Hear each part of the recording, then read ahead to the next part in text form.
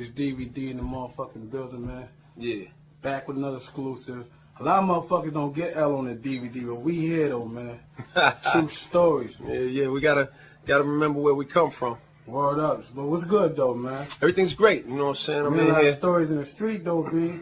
Yeah. Things, you know what I'm saying? We're gonna start it off like that, man. There's a lot of talk in the street saying you going that hole, man. Niggas is upset about a lot of rumors about somebody being called the GOAT or the Billy, you know. Oh, yeah. What's good with that? Nah, well, I'll address it on a lot of different levels. As far as me going at Homeboy, look, my bottom line, my job is simple. I need my records promoted. People have to understand that when they talk about LL, you talking about 24 years. Okay. Not 12. Not 12. And when you talk about LL, you talking about 1984 and me starting the label. You know what I'm saying? Me, Russell, and Rick actually sitting there and starting Def Jam. So I'm not, like, I don't begrudge nobody their success and anything that's happening in their lives. And I hear a lot of silly shit about people talking about, like, I want a job up there. Like, what part of me being LL Cool J makes somebody think I want a job at a record company? Like, I don't know where people get that idea from, but that's like a fantasy. Because the reality is, I turned them records, that job down 10 years ago. And I'll tell you why. Because just because you can bake a cake, you know what I'm saying, doesn't mean that you're qualified to run a bakery.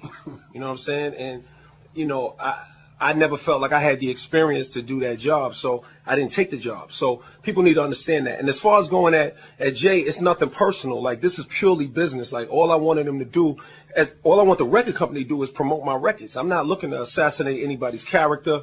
I'm not looking to degrade nobody. I ain't got to do that. Why would I need to do that? I mean, I'm going on my 13th record. And not my 13th record because I jammed 13 albums in the 12 or 13 years. I'm going on my 13th record in my 24th year of my career. I'm doing very well. I got Grammys on the wall. Everything is right.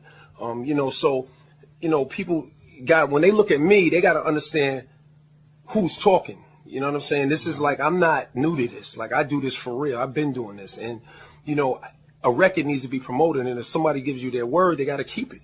It's as simple as that. So as far as me trying to degrade Homeboy or begrudging someone's success, it's impossible because I'm successful. Extremely. You know what I'm saying? So I don't have to play those games. You know, I'm like some new cat that's looking to pick at somebody or take shots at somebody. I'm not looking to do that. They didn't promote my record. I want my records promoted, and that's what it is. And I met with them and told them the same thing to their faces. So this is not, you know, and as far as people talking about, oh, well, he could have got this person on the phone. I called. You don't pick up the phone, I fire a shot in the air. Hello? You know what I mean? Do you ever sit around and smoke like we sit around and smoke and talk with your homies about what the game would be like if Tupac was still here, or Biggie, or Eazy-E? You know what? I had that discussion 2 or 3 times, and I always come to the conclusion that a lot of artists wouldn't be as big as they are if they were here. And that was with no disrespect. It's just certain lanes opened up for artists when they were gone. When they were here, we can do a bar check. Who was on the bar when they was here? Mm-hmm. I definitely was over the bar. Right.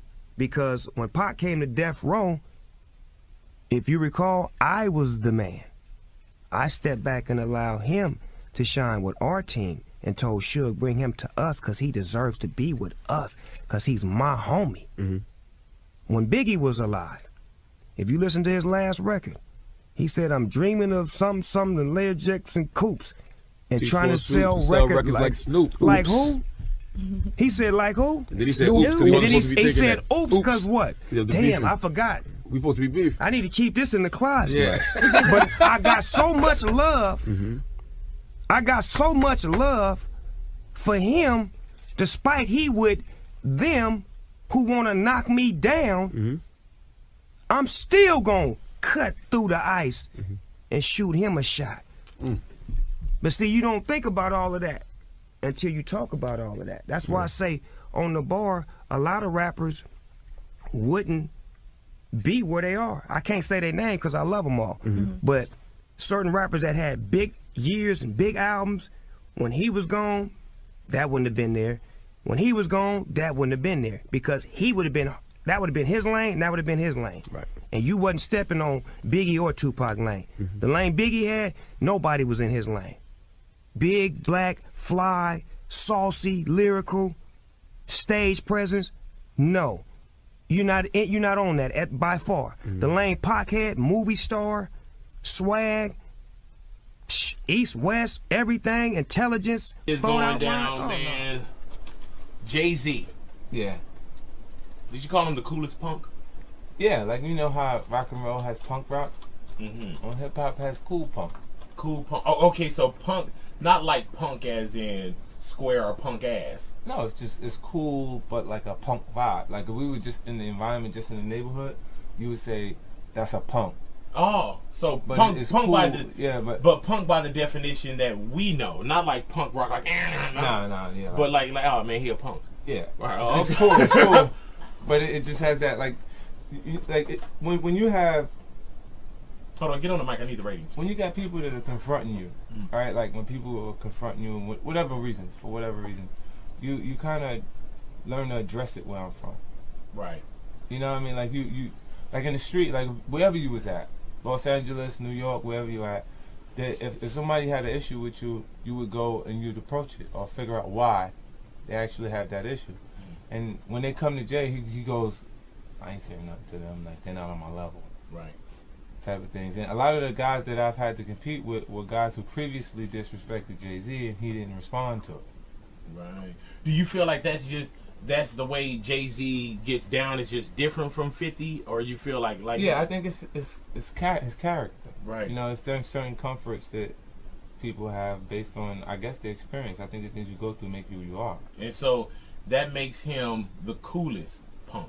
Yeah. Right. And In hip hop. All right. Now, what about when Jay-Z came back and said no one's afraid of 50 Cent? that was someone making him feel like a punk. The person who interviewed him was making him feel like he had to say, I'm not afraid of 50 Cent. Right. But it wasn't me. Like I didn't say anything to him. Right. You know what I mean? He should have been checking him for making him feel like he had to say he wasn't afraid of 50 Cent. So he should have said something to the reporter, like Right, to the guy that interviewer, was- like, "Hey, man." Yeah, what's the matter with you? Right. You know, like, why you keep acting like, you know, somebody's scared or something? You know what I mean? Like, address him, not 50 Cent. I've heard Jay-Z say before that he just doesn't address the beef because he doesn't want to give anybody momentum. Because he's so big, it would be helping out their careers. But, I mean, who cares about that? Like, I mean, hip-hop culture in general has had battling in it. And he does it, like, he battles, but it's subliminal. Right. You know, and I think that's a punk way of doing things. Like, if a person is You should- like, if saying to you, like, if I don't like you, it will be clear that we don't like each other. Right. But you do like You me, know what right? I'm saying? Yeah, you know what I mean? Like, but like he'll do it in a way that's so subtle that Like, who is he talking about? it's gray. Right. You know, so this is why it's so light. Like you see even the issues with what was it, Jim Jones and Game and different artists that said something because he mentioned them. Mhm. They took the mention of their name period as if it was disrespect from him. He didn't have to say anything derogatory because he's so subliminal with the way he says things that As a